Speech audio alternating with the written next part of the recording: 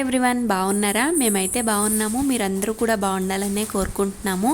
ఇవాళ ఈ వీడియోలో స్పెషల్ ఏంటంటే మా పాప పాన్యశ్రీ బర్త్డే అండి. ట్యూస్డే రోజు జరిగిందనమాట. ఇంకా ఆ వీడియో తీసుకొని నేనైతే షేర్ చేస్తున్నాను. జనరల్గా బర్త్డేస్ అంటే ఎక్కువ మందితో సెలబ్రేట్ చేసుకునేది ఉంటారు. కొన్ని ఫ్యామిలీస్లో చాలా ఇంట్లో వాళ్ళ వరకే సెలబ్రేట్ చేసుకునేది, ఒక్కొక్కళ్ళు ఒక్కొక్క రకంగా చేసుకుంటారు కదా. మా ఇంట్లో మా పాప బర్త్డేని మేము ఎట్లా సెలబ్రేట్ చేస్తామనేది ఈ వీడియోలో చూపిస్తున్నాను అనమాట. సింపుల్ డేలే ఉంటాయి, కాకపోతే కొంచెం ఈవినింగ్ మాత్రం హడావిడి కొంచెం ఉంటుంది అనమాట.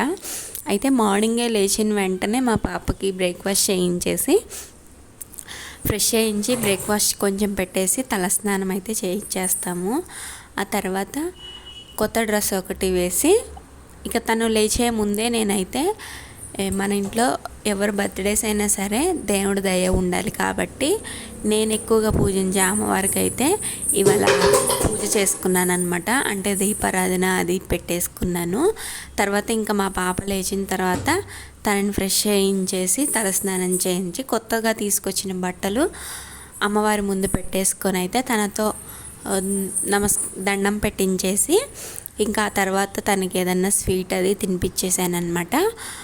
అది అంతా చేసిన తర్వాత ఇక లంచ్కి వచ్చేసి ఇవాళ నేను చింతపండు చారు రైస్ ఒక్కటే పెట్టేశాను. ఎందుకు అంటే ఆఫ్టర్నూన్ 3 o'clock అట్లా పులిహోర చేద్దాము, ఒక 5 members కానీ ఇంకెవరన్నా చుట్టుపక్కల వాళ్ళకి కానీ కేక్తో పాటు పెట్టిద్దాము అని చెప్పేసి ఇంకా నేను చింతపండు పులిహోరకి చింతపండు నానపెట్టేస్తా, దాంతోనే ఇంకా చింతపండు చారు పెట్టేశాను అనమాట.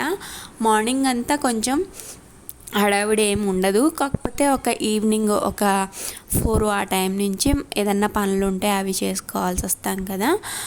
ఇక దానికోసమై మార్నింగ్ అయితే కొంచెం ఫ్రీ ఉందండి. ఈ బెలూన్స్ అవన్నీ మేము ముందు రోజు నైటు బయట షాప్ నుంచి తీసుకొచ్చేసి బెలూన్స్ అవి ఊదేసి అంటించేసామనుకుంటా. నెక్స్ట్ డే మార్నింగ్ ఇట్లా మా పాపని వేరే కొత్త డ్రెస్ అది వేయించిన తర్వాత నేను ఇంకా లంచ్ ప్రిపేర్ చేస్తున్నప్పుడు తనైతే ఆ బెలూన్స్తో ఆడుతూ ఉంది.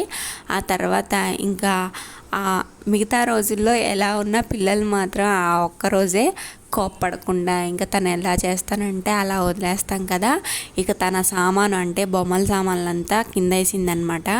ఇంకా ఆ కూర చేస్తున్నా, ఈ కూర చేస్తున్నాను, అలా చేస్తున్నా, ఇలా చేస్తున్నా అని అమ్మ అంటూ ఏదో ఒకటి చెప్తూనే ఉంటుంది. తను ఏది చెప్పినా కానీ ఊకొడుతూ ఉండాలి, లేకపోతే మళ్ళీ వినేదాకా చెప్తూనే ఉంటుంది అనమాట. ఇలా కాసేపు అయితే తనకి ఫ్రీ టైం ఇచ్చేసాను. అంటే ఎండలు కూడా ఈ 2 days నుంచి బాగా ఉన్నాయి కదా. వర్షం అది పడిన 4 రోజులు బాగానే ఉంది. ఆ నెక్స్ట్ డే నుంచి ఎండలు విపరీతంగా ఉన్నాయి కదా. ఇక ఇలా అయితే తనని ఆడుకోవటానికి ఎంగేజ్ చేస్తూ ఉంటే బయట తిరగటం అట్లా మానేస్తుంది పిల్లలతో అని చెప్పేసి ఇలా అయితే కూర్చోపెట్టాను. ఇక మేముండే పక్కన అయితే తిన ఏజ్ పిల్లలు కూడా ఇప్పుడు కొత్తగా వచ్చి ఆడుకుంటున్నారనమాట. ఇక వాళ్ళతో ఉంటుంది కదా, బయట తిరగకుండా ఉంటుంది అని చెప్పేసి ఇలా అయితే బొమ్మలు ఇచ్చేసి ఇంట్లో కూర్చోబెట్టేశాను. ఇక నేనైతే ఈలోపు చింతపండు పులిహోరకి కావాల్సినవి ప్లస్ లంచ్ అన్నమను చారు పెట్టేశానండి. ఇంకా ఈమె ఆడుకుంటూనే ఉంటాను, నేను వంటగదిలో ఇంకా వంట చేసుకుంటూ ఉంటానన్నమాట. మనం పిల్లల్ని చూసుకుంటూనే ఇవన్నీ చేసుకోవాలంటే అది చాలా కష్టంగానే ఉంటుంది. ఇంకా తప్పదు కదా, ఇవన్నీ మనమే చేయాలి. ఇక కొంచెం వంట కూడా అది చేసిన తర్వాత 2 పిల్లకలు వేస్తాను రా అంటే నన్ను చూడండి ఎంత సతాయిస్తుందో. అస్సలు వేయించుకున్న 5వ నిమిషంలో పీకేస్తుంది అనమాట. చిన్నపిల్లలు ఇలానే చేస్తారు. ఇక మా అమ్మాయి అయితే ఇక పైగా ఆ జుట్టు కళ్ళ మీద పడుతుంది రా పెట్టేస్తాను, ఇవాళ అందులో 2 పిల్లకలు వేసుకొని పూలు పెట్టుకోవాలని బలవంతాన్ని కూర్చోబెట్టి ఇట్లా పెడుతున్నాను అనమాట. ఇక కొంచెం లంచ్ కూడా చేసిన తర్వాత ఇక మా పాపతో కాసేపు ఆడుకుని ఆ తర్వాత నేను చింతపండు పులిహోరకి ఆల్రెడీ చింతపండు నుంచి గుజ్జు తీసుకొని ఇలా అయితే ఉడికించేసి పెట్టుకున్నానండి. నాకు 3 స్టెప్పుల్లో అయితే చింతపండు పులిహోర కంప్లీట్ చేసేస్తాను నేను. ఒకటి చింతపండు ఉడికించుకోవటం, రైస్ పెట్టుకోవటం, ఇంకా వచ్చేసి పోపు పెట్టుకోవడం. ఈ మూడుతో నాకు చాలా ఈజీగా కలిపేయచ్చు అనిపిస్తుంది అనమాట. ఇది నేను కలిపేటప్పుడైతే ఫోను కెమెరా ఆన్ చేశాను, కానీ వీడియో స్టోరేజ్ ఎక్కువ ఉండటం వల్ల ఆ క్లిప్ అనేది సరిగా రాలేదన్నమాట. ఆ తర్వాత చూసుకున్నాను. ఈ హడావిడిలో కొంచెం ఉన్నాను కదా, అందులో ఇప్పుడు 4కి అట్లా బయటకు వెళ్ళేసి కేక్ ఆర్డర్ ఇచ్చి వచ్చాము. అది తీసుకొచ్చుకోవాలన్నమాట. ఇక దానికోసం అని చెప్పేసి నేను హడావిడిలో ఈ కలపటం ఇదంతా కెమెరా ఆన్ చేశాను అనుకున్నాను. ఆ తర్వాత చూస్తే స్టోరేజ్ ఫుల్ అని రావటం వల్ల అదైతే ఆ వీడియో అనేది క్యాప్చర్ అవ్వలేదన్నమాట.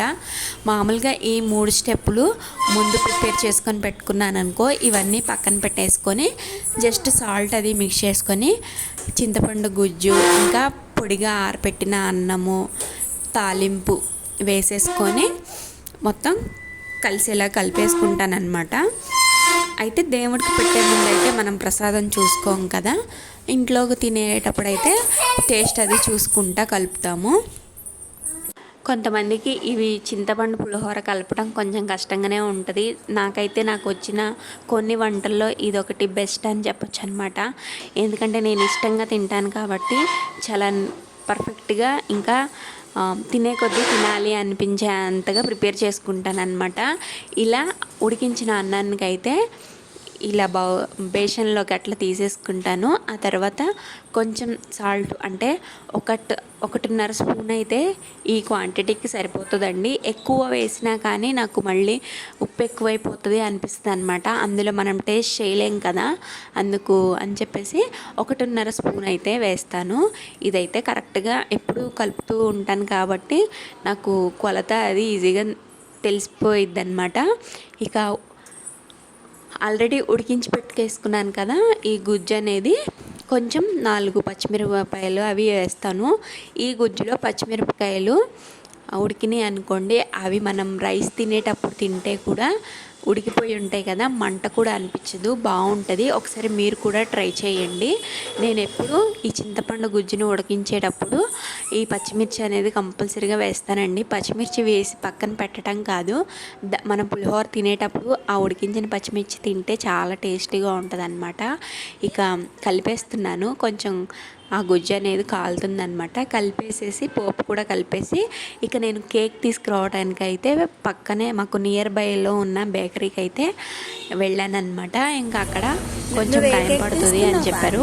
ముందు రోజు నైట్ మేము ఆర్డర్ ఇచ్చామన్నమాట. ఇక ఈవినింగ్ కదా 6కి అట్లా చేస్తామని 4:30కి అట్లా వెళ్ళాము. ఇక అక్కడ ఉన్న కొన్ని కేక్స్ అనమాట, టేస్ట్ అయితే బాగుంటుంది, చాలా బాగుంటుంది. అంటే మనకి ఎప్పుడు ఒకే చోట తెచ్చుకున్నాం అనుకోండి, అవి ఎలా ఉంటాయో ఏమో తెలియదు కదా, ఒక్కొక్కసారి ఒక్కొక్క బేకరీ మారుస్తూ ఉంటే బాగుంటుంది అనిపించింది అనమాట. ఈసారి అయితే ఇక్కడ తీసుకొచ్చాము.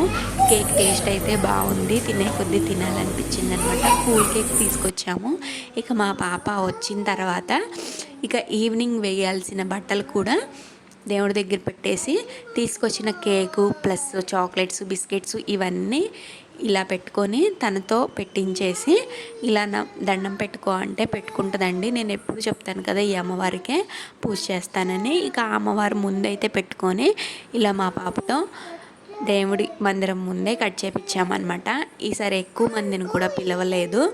ఇక మా హస్బెండ్, నేను, మా పాప, ఇంకా పాన్య వాళ్ళ తాతయ్య అంటే మా ఫాదర్ వచ్చారని, మా నాన్నగారు వచ్చారు.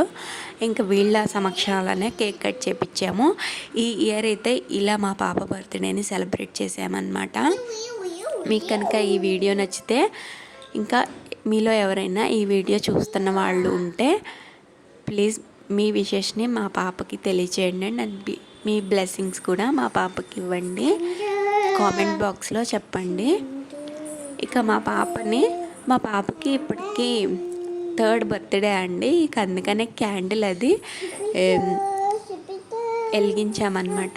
దాన్ని వారం ముందైతే ఈ క్యాండిల్ అల్లి ఊదటం అది ఎంజాయ్గా చేసింది. ఇప్పుడేమో అది కట్ చేస్తూ ఉందన్నమాట. ఇదండి ఇవాళ వీడియో నచ్చితే ప్లీజ్ లైక్ చేయండి. కొత్త వాళ్ళు అయితే సబ్స్క్రైబ్ చేసుకోండి.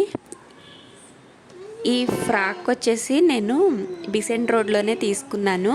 లాస్ట్ షార్ట్ వీడియోలో కూడా చెప్పాను కదా, మా పాపకి బట్టలు తీసుకోవడానికి వెళ్ళాము అని చెప్పేసి. అదే అండి ఇది. ఈ పిక్ వచ్చేసి మా పాపది ఫస్ట్ బర్త్డే పిక్ అనమాట. ఫస్ట్ బర్త్డే అమ్మవారి గుళ్ళోనే సెలబ్రేట్ చేసాము. సెకండ్ బర్త్డే వచ్చేసి ఈ ఇంట్లో సెలబ్రేట్ చేసాము. ఇప్పుడు థర్డ్ బర్త్డే అనమాట. నౌ పాన్య ఈ బర్త్డేకి ఇలాంటి డ్రెస్ వేసుకుంది. Thank you so much.